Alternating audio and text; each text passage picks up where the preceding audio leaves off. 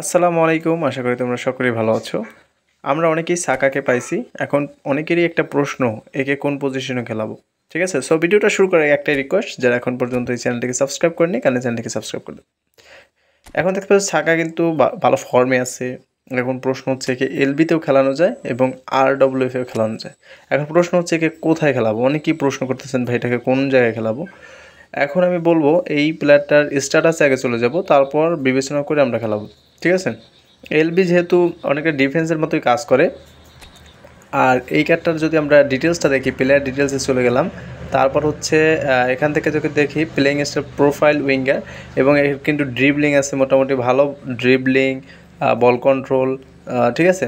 এখন যদি আমরা আরেকটা জিনিস দেখি, ডিফেন্সিভ অ্যাওয়ারনেস বা ডিফেন্সিভ এঙ্গেজমেন্টটা যদি আমরা দেখি, খুবই লোয়ার, এবং ট্যাকেলিং যদি দেখি জাস্ট 64, এবং অফেন্সিভ অ্যাওয়ারনেস কিন্তু যে আছে মোটামুটি চলে।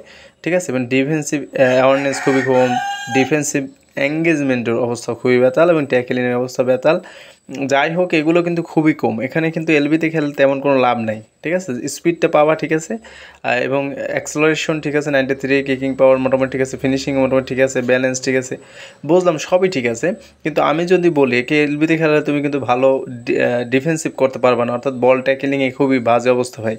আর এটার কিন্তু আমরা যদি স্কিলগুলো দেখি, throwing pass, pin point crossing, এবং স্কিলগুলো মোটামুটি যা আছে খুবই ভালো, তুমি ক্রসও করতে পারবা।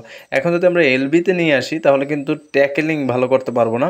এই জন্য আমি মনে করি আরডব্লিউএফ বেস্ট, যেহেতু ড্রিবলিং করতে আছে, স্পিড আছে, এবং ভালো ভালো পাস আছে বা অথবা ক্রস আছে ভালোই।